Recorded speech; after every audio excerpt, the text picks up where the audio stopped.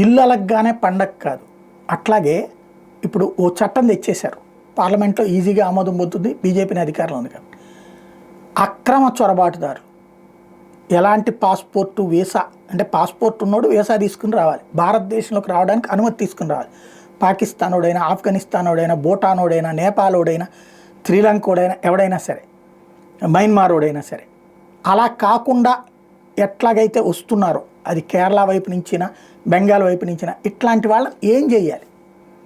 కోర్టులకు కూడా ఏమి తెలియట్లేదు. ఓ చట్టం లేకుండా పోయింది భారతదేశంలోకి. అందుకనినే ఇవాళ ఎందుకని మనం అవతలకి పంపించలేకపోతున్నాం అంటే చట్టం లేకుండా పోయింది. డిపోర్టేషన్ చెయ్యాలి అంటే ముందు వాళ్ళని శిక్షిస్తాం అని చెప్పాలి, పంపించాలి. ఇప్పుడు తాజాగా మోడీ సర్కార్ ఓ బిల్లును తీసుకొచ్చింది. దాని ప్రకారం ఎవరైతే అక్రమ చొరబాటుదారులు ఉంటారో వాళ్ళకి 7 సంవత్సరాల జైలు శిక్షతో పాటుగా పెనాల్టీ ప్రకటించారు, 5 లక్షల దాకానేమో. ఇప్పుడు మరి అక్రమ చొరబాటుదారులు పంపించేస్తారా?